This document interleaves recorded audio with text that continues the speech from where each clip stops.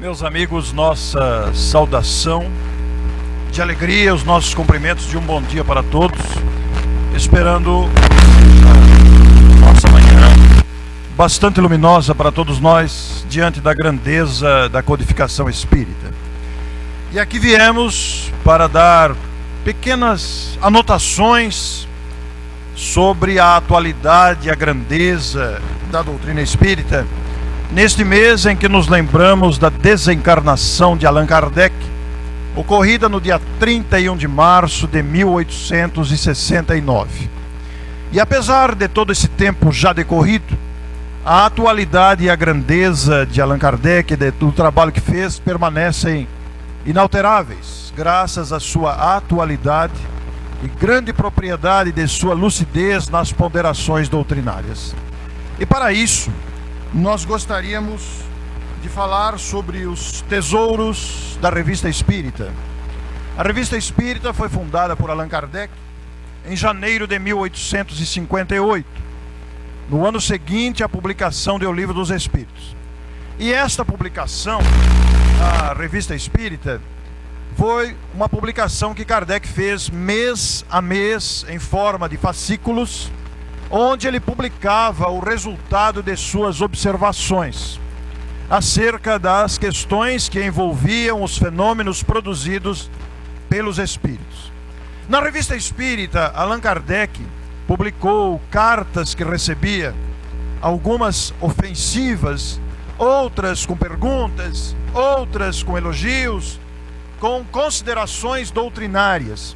E na Revista Espírita ele publicou, claro que selecionando todas essas correspondências para comentá-las doutrinariamente, mas também utilizou esse veículo de divulgação para comentar e publicar artigos publicados pela imprensa francesa da época. Muitos desses artigos de jornalistas franceses ou estrangeiros, questionando o espiritismo, criticando o conteúdo espírita, entre outros que também compreendiam os fundamentos da doutrina espírita e acrescentavam o seu ponto de vista. E Allan Kardec reuniu esse material, cartas, prós e contras, artigos de jornalistas franceses, prós e contras, e também material fruto de suas observações e de seus estudos, além, naturalmente, daquele material que lhe chegava, oriundo de diversos países, recebidos por médiuns diferentes entre si, desconhecidos entre si, que formou esse material com que ele transformou a sua Revista Espírita num verdadeiro laboratório de pesquisa. A Revista Espírita, pois, foi publicada em fascículos mensalmente e sob orientação direta do codificador até a sua desencarnação, ocorrida no dia 31 de março de 1869. Como estamos em março, achamos muito oportuno utilizar este domingo aqui no Kardec, dirigindo-nos também aos internautas, para lembrar esta figura incomparável de Allan Kardec. Lúcido, preciso, cheio de bom senso, trazendo as suas reflexões de profundidade em torno do conteúdo das manifestações dos espíritos, à luz das leis que ele tão bem estudou. Mas, por outro lado, a Revista Espírita, depois da desencarnação de Kardec, essa revista continua sendo publicada até hoje, mas a Revista Espírita, que nasceu como fascículo, transformou-se em livros, de forma que cada ano de 1858 até 1869, o livro, aliás, de 1858, reúne os fascículos publicados de janeiro a dezembro daquele ano. O mesmo ocorrendo em 1859, 1860, 61, 62, até 1869. Então esses livros, publicados pela Edicel, publicados pelo IDE, publicados pela Federação Espírita Brasileira, estão à nossa disposição para que possamos aprofundar o pensamento e o raciocínio do codificador, para que principalmente entendamos que essas obras, que que aí estão, aí colocamos apenas 3 exemplares. Me disseram agora que está sendo modificada a capa, eu não sabia. A coleção anterior é com esta capa, diferenciando cada ano. Este rico material está à disposição para que possamos compreender a grandeza e o alcance do ensino espírita. E para ilustrar este início de abordagem, vamos ver um pequeno clipe de apenas 2 minutos.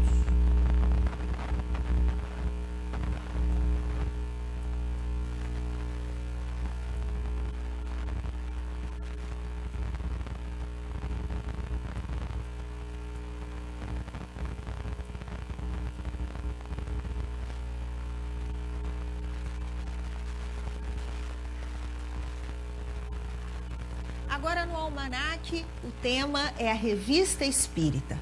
Para compreender melhor a importância desta publicação de Allan Kardec, é preciso saber de suas origens, o motivo de sua publicação e suas edições. Acompanhe. A obra inaugural do Espiritismo, o Livro dos Espíritos, publicada em abril de 1857, provocou grande interesse em diferentes setores da sociedade. Assim, Allan Kardec passou a ser procurado por aqueles que queriam conhecer e trocar ideias sobre a nova doutrina. No fim de 1857, Kardec manifestou aos espíritos o desejo de criar uma revista que atendesse às dúvidas dos interessados no espiritismo. Os mentores da nova doutrina concordaram com o codificador e ainda disseram que a publicação deveria reunir o sério ao agradável. O sério para atrair os homens de ciência, o agradável para deleitar o vulgo. A Revista Espírita, conhecida como um jornal de estudos psicológicos, foi lançada em 1º de janeiro de 1858. Em 1º de abril de 1858, Allan Kardec e seus companheiros fundaram a Sociedade Parisiense de Estudos Espíritas. Ela estava localizada na Galeria Valois, no Palais Royal, ao lado do Museu do Louvre. Essa sociedade foi o primeiro local de estudo e prática do espiritismo e um ponto de referência para os interessados no espiritismo. Kardec divulgou muitas informações sobre a Sociedade Parisiense de Estudos Espíritas nas páginas da Revista Espírita. Em nossos dias, a revista é editada em francês, esperanto, espanhol, inglês, polonês, russo e em língua portuguesa. As publicações sob a direção de Kardec, de 1858 a 1869, encontram-se traduzidas em 3 edições brasileiras. O próprio Allan Kardec destacou a importância da Revista Espírita e lembrou as orientações dos espíritos quanto a esta publicação, num texto que podemos encontrar em obras póstumas. O codificador aponta a Revista Espírita como um poderoso auxiliar de seu trabalho. O Seara Espírita convida você a conhecer a Revista Espírita.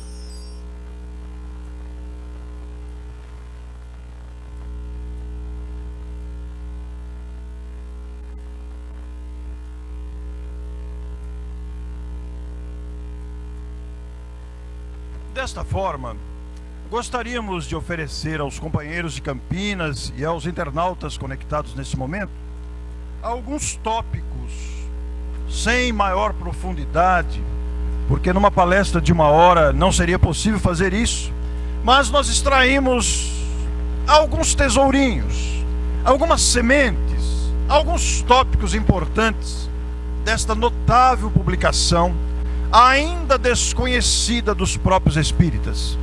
Um tesouro incomparável de conhecimentos, de ponderações, de reflexões do próprio codificador.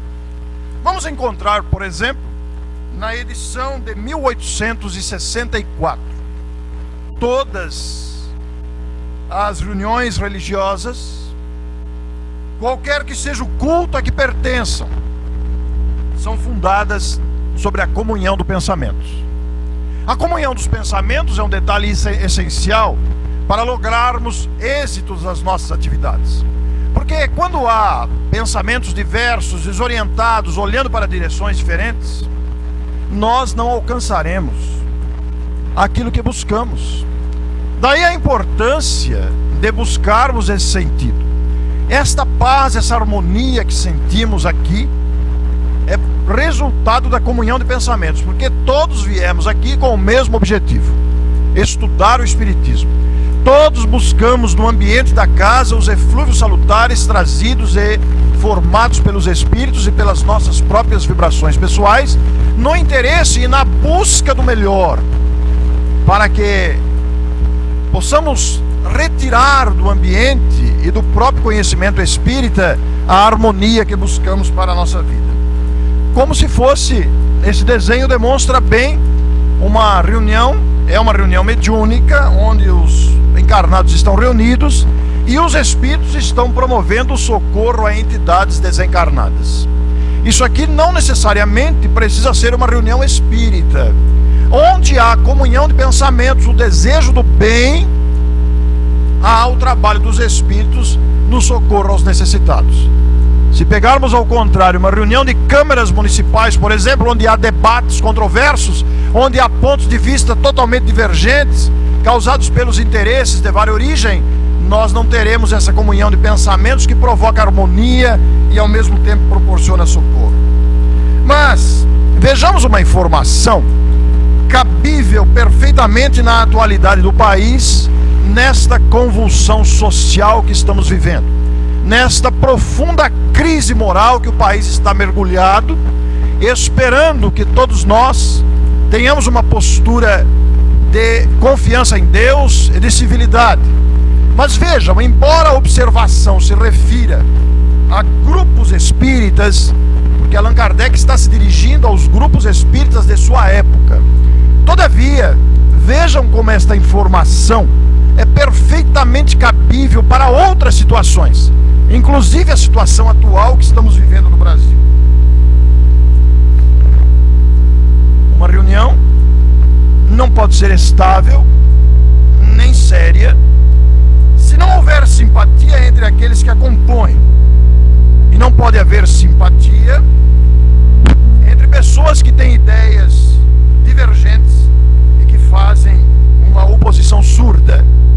Isso aqui é um aconselhamento dirigido aos espíritas de sua época, aos grupos espíritas de sua época.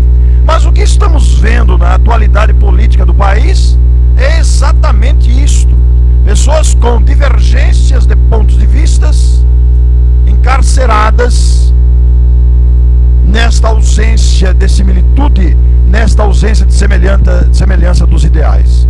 A profunda crise moral que o país apresenta é resultado exatamente desta ausência de simpatia nas ideias, no objetivo comum.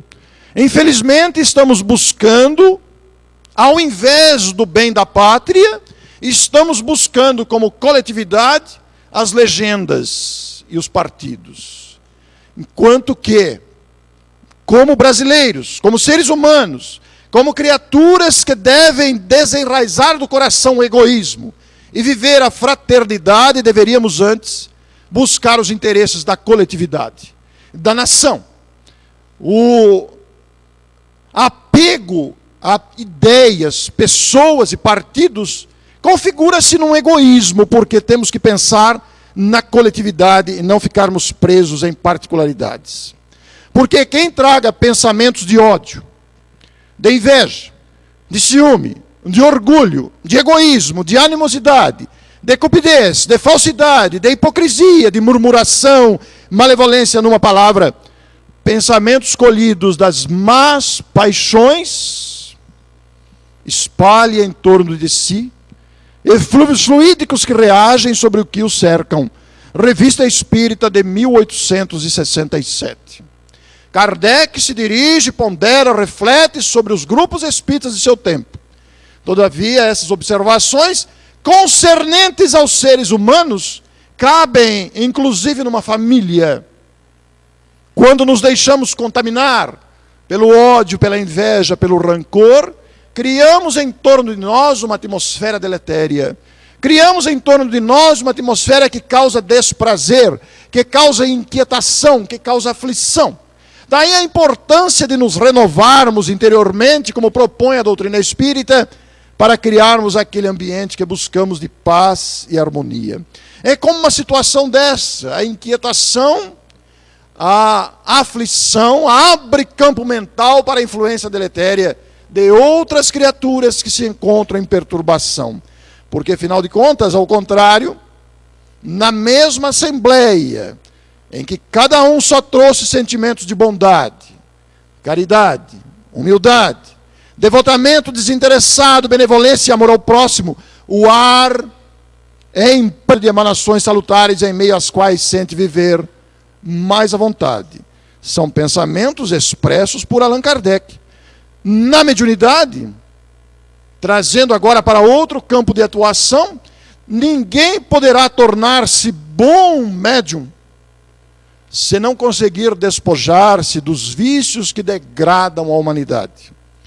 Todos esses vícios se originam no egoísmo. É importante nos fixarmos nisso, porque não há nenhum de nós aqui, nenhum de nós, que não traga dentro de si vícios de variada espécie. Desde vícios alimentares a vícios morais, a apegos e outras questões que nos tornam, que nos criam barreiras fluídicas para recebermos as boas intuições, para nos libertarmos de influências nocivas. E como a negação do egoísmo é o amor, toda virtude se resume nesta palavra: caridade. Uma vez que a caridade não é dar, a caridade é dar-se. Um aperto de mão, um olhar, um abraço, uma doação de qualquer espécie configura-se numa caridade quando atenuamos uma dificuldade alheia. Todo esforço para atenuar uma dificuldade alheia se configura numa caridade. E convenhamos que na vida familiar, na vida social, na vida coletiva do país, todos estamos precisando de caridade mútua. Melhorar os nossos pensamentos, para melhorar o ambiente espiritual do planeta e do país.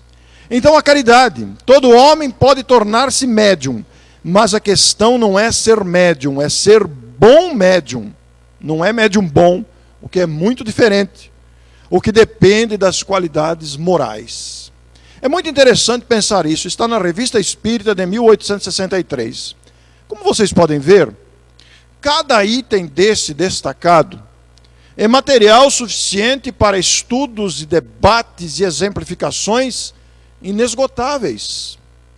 Porque a lucidez e a atualidade do pensamento espírita configura-se para todos nós como oportunidade valiosa de aprendizado. Aqui nós temos um desenho de um espírito em dificuldade manifestando-se numa reunião mediúnica. Apenas como ilustração, para referirmos-nos à questão do médium bom ou do bom médium. Porque a qualidade moral é que dá qualidade ao fenômeno. Aqui nós temos uma imagem que demonstra fisicamente ou tecnicamente a situação. O médium afasta-se perispiriticamente do corpo, sem desligar-se completamente, é claro, cedendo o seu instrumento orgânico para que o espírito manifeste-se. O espírito não entra no corpo do médium, mas utiliza-se da sua aparelhagem física para expressar muitas vezes o seu ódio, o seu ciúme, seu rancor, seu sofrimento ou o seu conselho, tratando-se de um espírito esclarecido. Mas o que garante a qualidade do fenômeno mediúnico, o que garante a recepção fiel e a correspondência para que ajudemos alguém, para que aprendamos com a experiência, são as nossas qualidades morais. Porque, afinal de contas, seguramente, meus amigos, a mediunidade que consiste em conversar com os espíritos, como com pessoas que vivem a vida material, desenvolver-se-á mais à medida que o desprendimento do espírito se efetuar com mais facilidade, pelo hábito do recolhimento. E olhem esta observação final, que notável.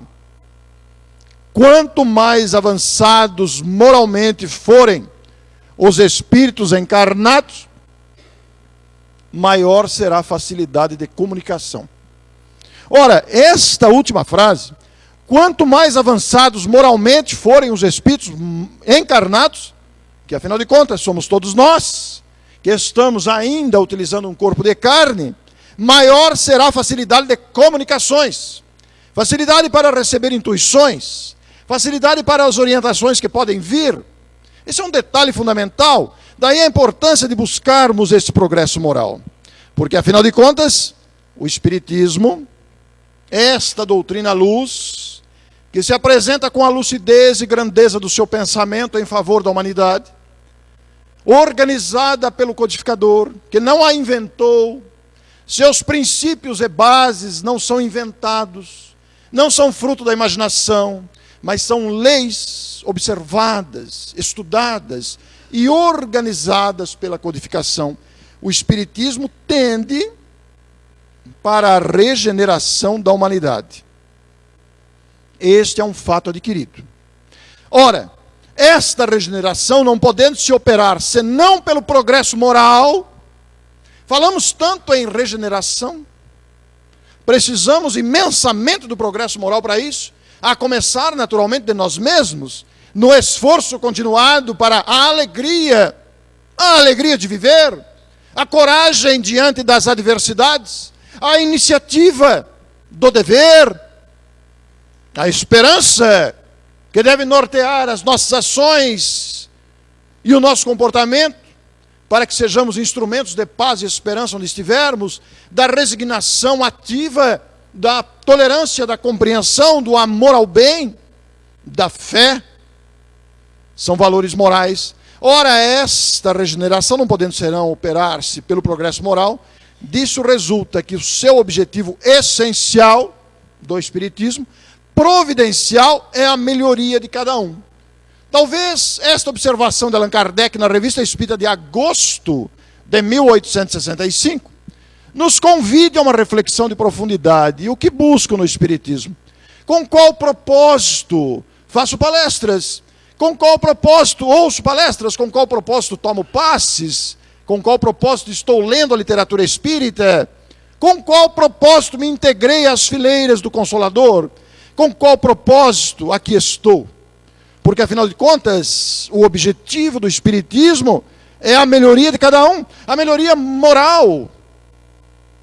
As observações trazidas por Allan Kardec, as bases de seu conteúdo, direcionam-nos todos para esse objetivo, a melhora de cada um.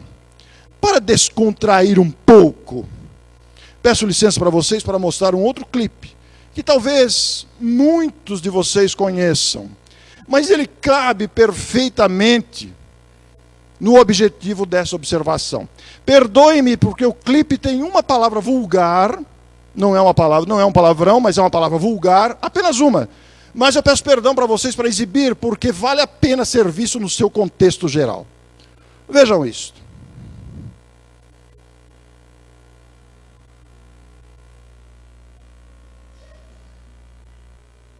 Não vou pagar. Ah, meu irmão, tu não quer pagar, problema é teu, tá? Eles vão entrar na justiça, tu vai perder até a cueca. Ah, cala a boca, rapaz. Não vou pagar. Saco.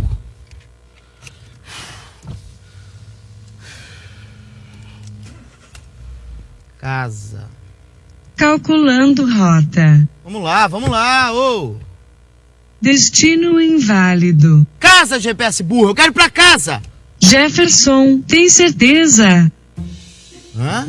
Você sabe meu nome? Vai chegar em casa assim, nesse estado? Claro que é nesse estado, Rio de Janeiro. Nesse estado de espírito, cara. Você tá muito estressado. Tal, ó. Ô, isso não é da sua conta. Procure se acalmar o garoto. Parece um ogro. Se eu tivesse mão, te dava um passe. Olha aqui, GPS, você não tem noção de como é meu trabalho, tá bom? Eu faço cobrança na casa dos outros. E eu sou recebido com mau humor, com xingamento, igual esse mané aqui, você viu? Igualzinho, você quer que eu fique como? Felizinho? Isso não é motivo para contaminar as pessoas à sua volta com essa cólera. Tente manter-se sereno. E você acha que é fácil fazer isso? Eu não consigo. Seja grato por ter um emprego, Jefferson. Abençoe seu trabalho. Chegue com seu melhor sorriso quando for à casa das pessoas. Mas eu vou cobrar, minha querida. Eu não vou fazer uma visitinha médica, não, nem tomar um café. Qualquer tarefa pode ser cumprida com amor. Pense que o seu sorriso talvez seja o único que aquela pessoa verá o dia todo. Ah, sei lá. Isso é tão difícil. Tente enxergar por trás do óbvio. Aí você vai perceber qual é realmente o seu trabalho e vai ser grato por ele. Agradecer já é demais, né, minha filha? Com o salário que eu ganho, pelo amor de Deus, né? Não esqueça do GPS. Não esqueceu o quê? De você? GPS. Gratidão. Proporciona serenidade. Ah, tá. Agora até o carro tá me dando lição de moral, né? Mais alguma dica pra minha vida? Ó grande sábio todo-poderoso GPS. Só mais uma. Para de ficar puxando meia dúzia de fio de cabelo pra cobrir a testa, isso é ridículo. Você tá ficando careca, gatinho. Aceita que dói menos. Que careca o quê, careca? Você tá achando? Não, tem nada de careca aqui não, tá bom? Tá Isso é corte careca, da sim. moda. Esse tupetinho aqui é da moda. Você corta aqui e abaixa. Tá É careca, simples, é tá simples, tá bom? careca, tá Palhaçada, careca, rapaz. tá Você sabe da minha careca, vida, não tá sabe da careca. careca, não. Tô dizendo. Careca. Ei você, ajude o canal a crescer. Inscreva-se por favor, eles precisam do seu like, são carentes. Se você não se inscrever eles choram deitados em posição fetal. Inscreva-se, compartilhe, curta, comente. Hey you, help the channel grow. Please sign up. They need your like. They are lacking. If you do not sign, they cry lying in the fetal position. Join, share, like it, comment. The book is on the table. Era só o que faltava agora, o GPS dá conselho, né? Mas é muito divertido, porque mostra esse aspecto da nossa necessidade de renovação. A melhoria de cada um, começando inclusive pelas palavras, pelo vocabulário. Mas sabemos por experiência que a verdadeira convicção não se adquire a não ser pelo estudo, pela reflexão e por uma observação sustentada, e não assistindo uma ou duas sessões, por mais interessantes que elas sejam. E isto é tão verdadeiro que o número dos que creem sem nada terem visto, mas porque eles têm estudado e compreendido, é imenso. Para todos nós que nos aproximamos da doutrina espírita, não tenhamos a ilusão que dominaremos tudo que o Espiritismo comporta apenas ouvindo palestras, apenas tomando passes, apenas fazendo palestras, não em absoluto, ou apenas escrevendo artigos e livros. Todos temos, sem exceção, uma necessidade imensa de aprofundar o estudo das obras básicas e dos grandes clássicos, Leon Denis e tantos outros, Ernesto Bozano, a nossa querida Ivone do Amaral Pereira e tantos outros nomes ilustres que formam essa coleção que faz com que compreendamos o Espiritismo em sua grandeza. Allan Kardec, em maio de 1861, alertando-nos sobre isso. E vejam que alerta que ele faz aqui. Um capricho bastante frequente com alguns novos adeptos, e o mais triste é que às vezes podemos incluir velhos adeptos também, é o de crer se passarem a mestres após alguns meses de estudo. O Espiritismo é uma ciência imensa, como sabem, e cuja experiência não se pode adquirir senão com o tempo. Nisso, como em todas as coisas, há nessa pretensão de não ter mais necessidade dos conselhos de outrem e de se crer acima de todos, uma prova de insuficiência, pois que fracassa em um dos preceitos primeiros da doutrina, a modéstia e a humildade. Revista Espírita de 1861. Novamente o codificador realçando a importância da melhora moral, objetivo do Espiritismo, para que não nos percamos em fanatismos, para que não nos percamos em vaidades, para que não nos percamos em superficialidade, para que não nos consideremos melhores que os outros, porque não somos. Somos todos alunos, aprendizes de uma infindável, inesgotável escola moral, de uma escola que nos ensina as leis da vida e nos convida à melhoria pessoal. E vejam a humildade do próprio codificador.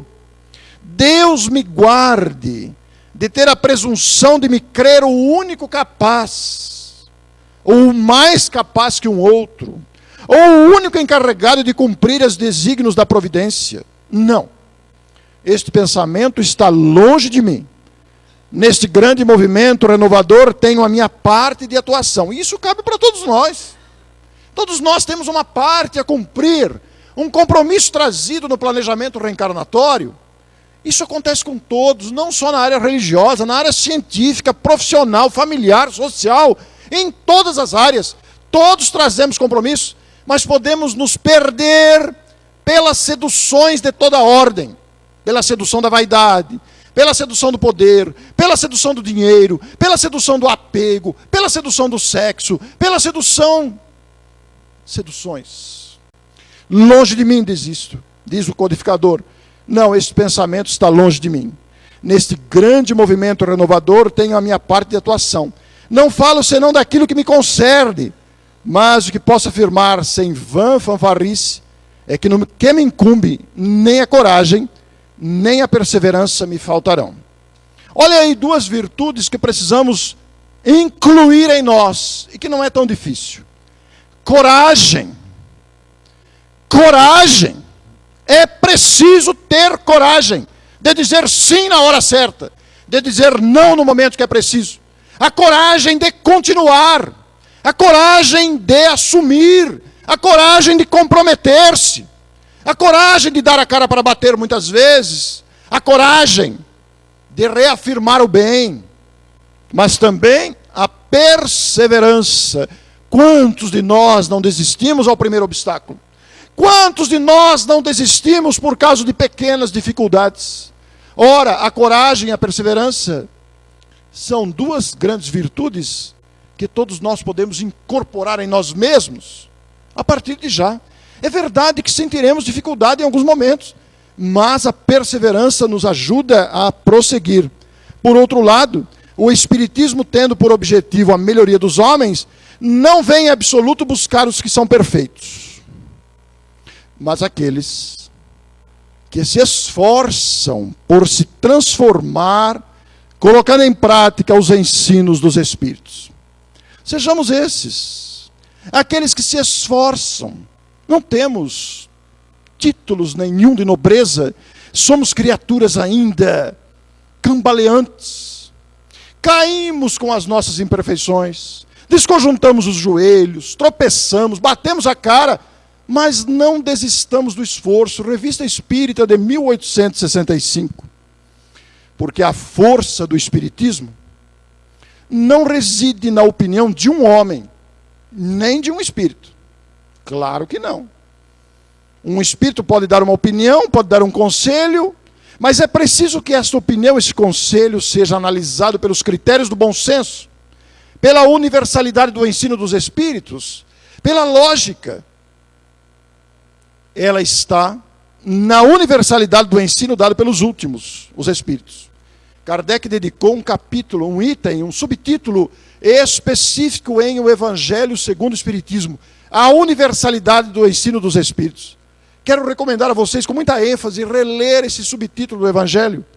A universalidade significa que quando um ensino há que ser dado ou é dado, ele tem que bater com outras orientações surgidas simultaneamente, ainda que com palavras diferentes, mas cujo conteúdo moral seja o mesmo, cujo conteúdo atenda aos requisitos da lógica e do bom senso, e de ser dado simultaneamente por vários espíritos, ainda que por médiuns diferentes.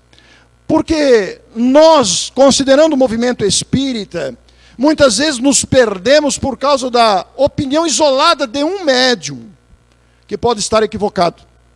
E também o espírito pode estar equivocado.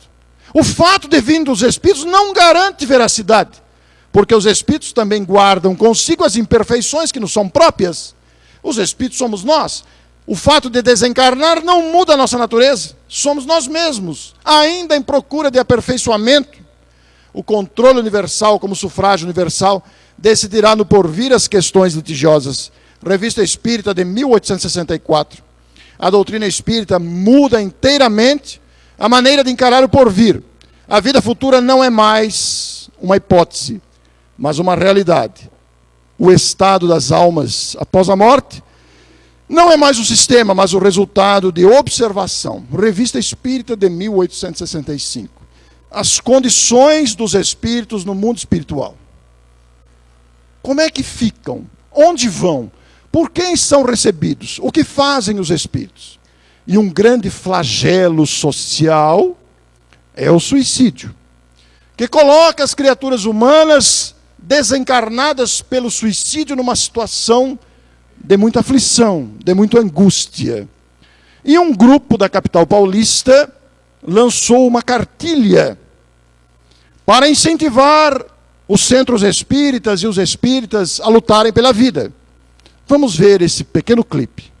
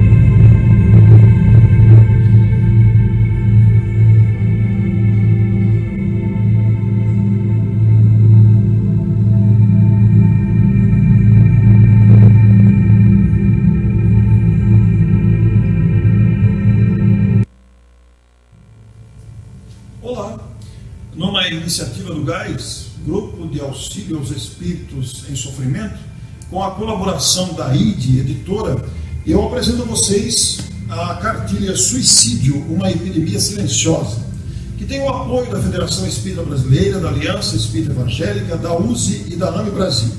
E esta cartilha tem a finalidade de incentivar e estimular as instituições espíritas a um trabalho de preservação da vida humana, mas também de atender os espíritos em dificuldade que se suicidaram. Com 32 páginas e prefácio do jornalista André Trigueiro, esta cartilha está à disposição para download no site da ID Editora, que você pode visualizar aqui. Faça contato pelos nossos e-mails e também através do Facebook, onde você pode compartilhar. Colabore você também na divulgação e na implantação desse trabalho que salva vidas e orienta a quem precisa.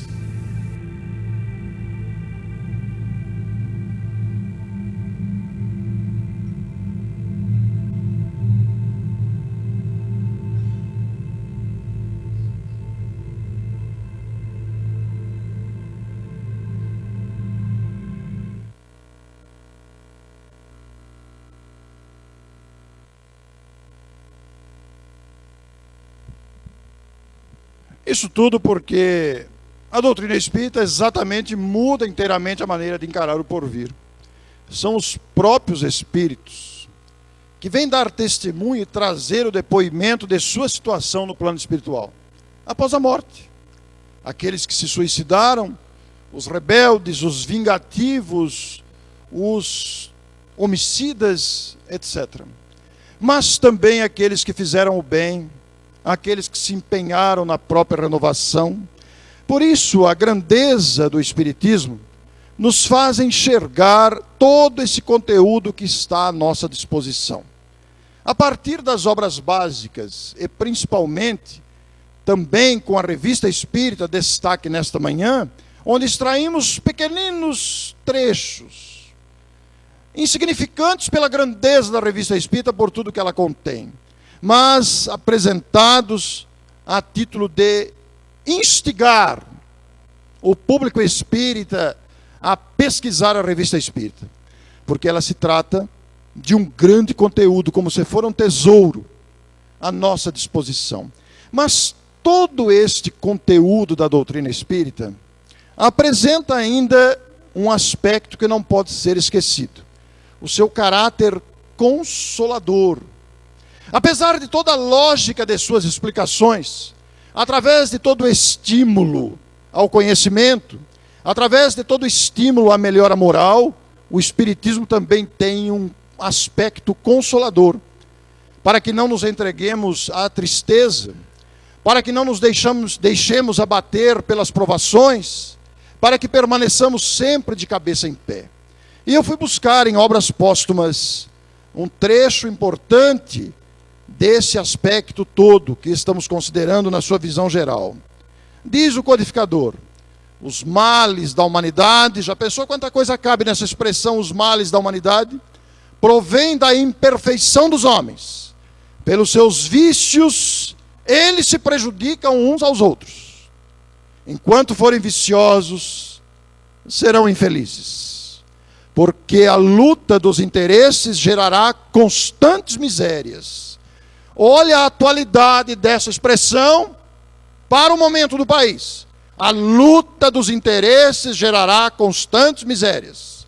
Uma vez que nas imperfeições se encontra a causa dos males, a felicidade aumentará na proporção em que as imperfeições diminuírem. O princípio de melhoramento está na natureza das crenças, porque estas constituem o móvel das ações e modificam os sentimentos. Também está nas ideias inculcadas desde a infância e que se identificam com o espírito. Está ainda nas ideias que o desenvolvimento ulterior da inteligência e da razão podem fortalecer, nunca destruir. É pela educação, mais do que pela instrução, que se transformará a humanidade. E conclui: o homem que se esforça seriamente por se melhorar, assegura para si a felicidade já nesta vida. Além da satisfação que proporciona a sua consciência, ele se isenta das misérias materiais e morais que são a consequência inevitável de suas imperfeições. Que sabedoria! Terá calma, porque as vicissitudes só de leve o roçarão. Gozará de saúde, porque não estragará seu corpo com os excessos. Será rico, porque rico é sempre todo aquele que sabe se contentar com o necessário. Terá paz de espírito, porque não experimentará necessidades fictícias. Nem será atormentado pela sede das honrarias e do supérfluo, pela febre da ambição, da inveja e do ciúme. Postura espírita, indulgente para com as imperfeições alheias, menos sofrimento lhes causarão elas, que antes lhe inspirarão piedade e não cólera, evitando tudo que possa prejudicar o seu próximo por palavras e por atos, procurando ao invés fazer tudo que possa ser útil e agradável aos outros. Ninguém sofrerá com o seu contato. Obras póstumas. As 4 últimas telas são da autoria de Allan Kardec, para nossa apreciação de profundidade. Este homem, que em nenhum momento quis parecer o chefe do Espiritismo, nem o seu criador, que em nenhum momento teve atitudes personalistas, mas dedicou a sua vida, o seu esforço, a sua sabedoria, para nos legar esse tesouro que é a codificação espírita, acrescentada da revista espírita, esse tesouro que demos uma palhinha mínima aqui hoje. Allan Kardec nos deixou um legado incomparável. Tivemos a oportunidade de estudar várias observações de Allan Kardec, da revista espírita, nesta obra que a livraria colocou à disposição. Ontem e hoje, com Kardec sempre atual. Esta obra trata de uma pesquisa na revista espírita. Extraímos da revista espírita trechos, linhas, parágrafos, capítulos, para comentar à luz do conhecimento espírita esta grandeza que está à disposição. Mas pensando na influência benéfica do espiritismo em nossas vidas, pensando nesse tesouro que nos encanta, o sentimento, que nos faz o raciocínio encantar-se igualmente pela sua grandeza, queremos também prestar uma homenagem nesta manhã.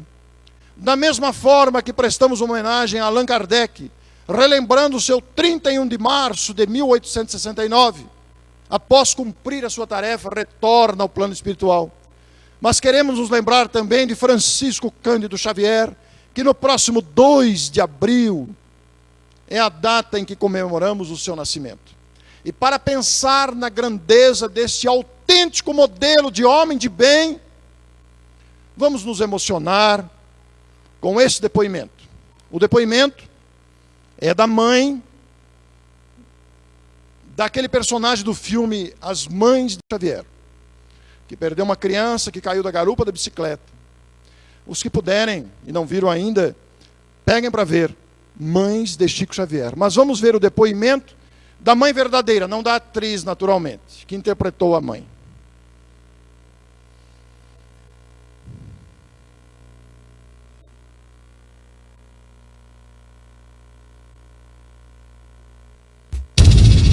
Célia Diniz sentiu a pior de todas as dores, a perda de um filho.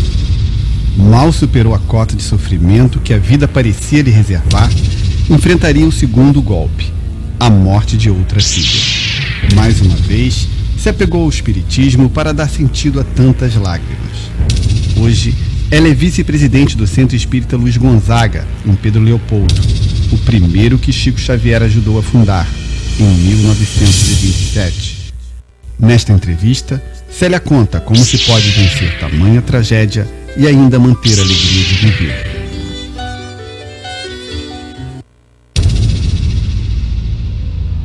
Aos 3 ou 4 anos de idade, quando a minha mãe teve um dos 17 filhos, eu me lembro que ele foi na nossa casa lá na Fazenda Modelo, onde meu pai e ele trabalhavam.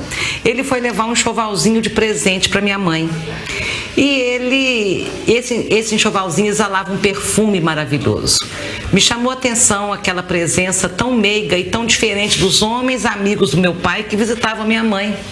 Porque os amigos do meu pai ficavam na sala e as esposas iam no quarto. Aquele homem era diferente. Ele entrava e sentava ao lado da cama da minha mãe e fazia visita. Os primeiros 5 anos da minha vida eu passei na Fazenda Modelo, onde ele trabalhava. Tenho lembranças dessa época. Depois aqui no Luiz Gonzaga por um pouco tempo.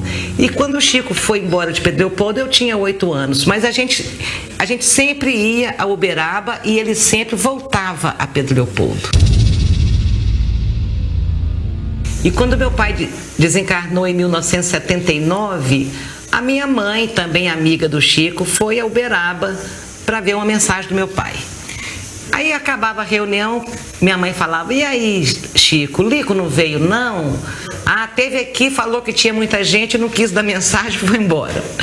Aí daí uns 6 meses a gente voltava e minha mãe: e aí, Chico, Lico não veio não? Ah, tornou passar por aqui, falou: vambora, fala com Lia aí que hoje eu não falo com ela, não escrevo para ela. Aí, uns 2 anos depois, a minha mãe orava e falava para o meu pai: para que tanto silêncio? Por que tanto silêncio? Aí, quando a gente chega em Uberaba, 2 anos após, finalmente o meu pai começa a carta para minha mãe: para que tanto barulho? Por que tanto barulho?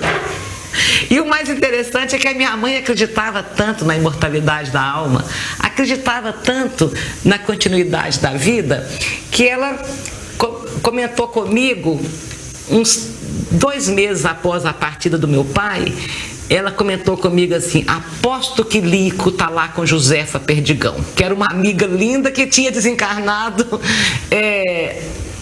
já estava lá na parte espiritual há algum tempo. E nós sabemos, e o Espiritismo evangélico cristão nos ensina isso, a morte é muito menor do que o amor que une as pessoas. E nós vamos rever os nossos amigos, os nossos familiares. E a minha mãe se viu enciumada com esses encontros que meu pai poderia ter com esses amigos, essas amigas que estavam no plano espiritual. Então, o meu pai, no final da carta, pede minha mãe em casamento de novo e diz a ela que estava esperando por ela do lado de lá. Impressionante que quando o meu filhinho volta para a pátria espiritual, ele caiu da garupa da bicicleta da babá em 83 e durante 3 horas ele desencarna. E a gente foi a Uberaba ver o Chico e eu pude sentir, então, pela primeira vez, o que era um Chico Xavier, porque até então era o amigo do pai, era o professor. No Réveillon de 84, que quando eu consegui chegar perto do Chico, já era 3 minutos para meia-noite e eu estava em frangalhos, 4 meses que meu filhinho tinha ido embora. E eu não consigo nem cumprimentá-lo. Eu abaixo na frente dele, coloco os 2 cotovelos no joelho dele e choro, abaixo a cabeça e choro. E nessa hora eu sinto um bem-estar enorme. E quando eu sinto esse bem-estar enorme, as mães que já perderam filhos sabem do que eu estou dizendo. 4 meses eu estava com a garganta apertada, era como se mãos de ferro estivessem apertando meu coração. E quando eu chego perto dele, que eu choro ali, quase no colo dele, eu sinto um bem-estar muito grande e eu começo a pensar assim: as pessoas têm razão. Estar na aura de Chico Xavier é tomar um banho de amor e luz. Esse bem-estar que eu estou sentindo aqui agora é esse banho de amor e luz que eu estou tomando. E eu me acalmo e levanto os olhos para ele, ele fala assim para mim: não sou eu não, minha filha. Quer dizer, ele havia lido meu pensamento. Ele diz: não sou eu não, minha filha. É o seu filhinho que chegou aí por trás e te abraçou. O consolo que ele me trouxe dessa perda é algo inenarrável. E o Chico me disse assim: você perdoou a babá, né, minha filha? E eu olhei nos olhos dele, porque realmente eu havia perdoado a babá. E eu olhei nos olhos dele e falei: perdoei, Chico, eu perdoei a babá. Ele falou: pois é, você pensa que você fez muito de ter perdoado? Você deveria ter agradecido que foi das mãos dela que ele caiu e não das suas. Nem você nem seu marido teria suportado o remorso. Dizia: seu filhinho tinha que voltar mesmo para casa com queda ou sem queda. E então você tem que agradecer a babá por ter sido ela um instrumento do que já ia acontecer mesmo. Há 3 anos e meio, a minha filha Mariana volta para casa com uma dengue hemorrágica que a leva em 3 dias. Ela estava com 27 anos, uma menina linda, estava noiva, e o nosso mundo como que desaba novamente. Eu voltava para casa, meu segundo filho, minha segunda filha. E o meu marido me disse assim: o que vai ser de nós agora? Chico não está mais aqui. E eu falei com ele: a gente não precisa mais. A gente já sabe toda a dor que a gente vai sofrer, mas a gente já sabe que é possível superá-la. Na obra de Chico Xavier, no Espiritismo Evangélico Cristão, as mães temos encontrado todo o suporte necessário para a nossa resignação, para o nosso reequilíbrio.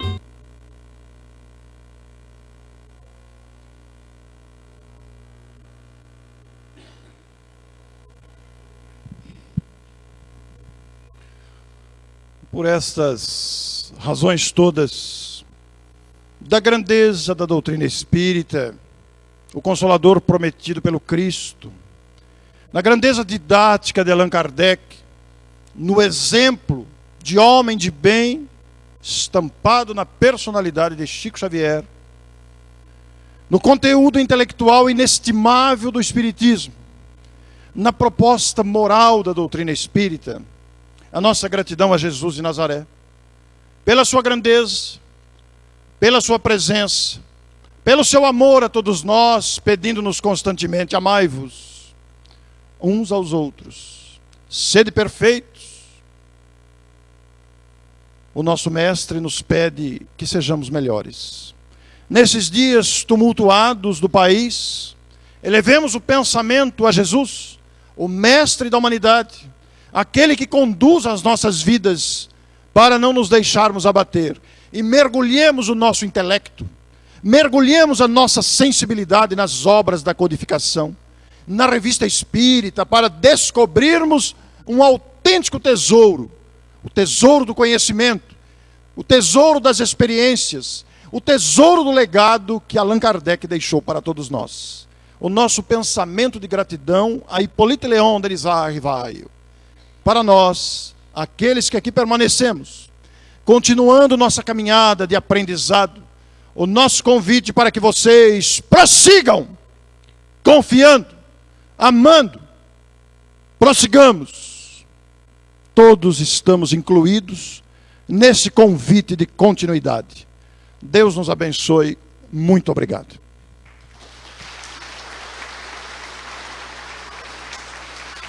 Muito grato.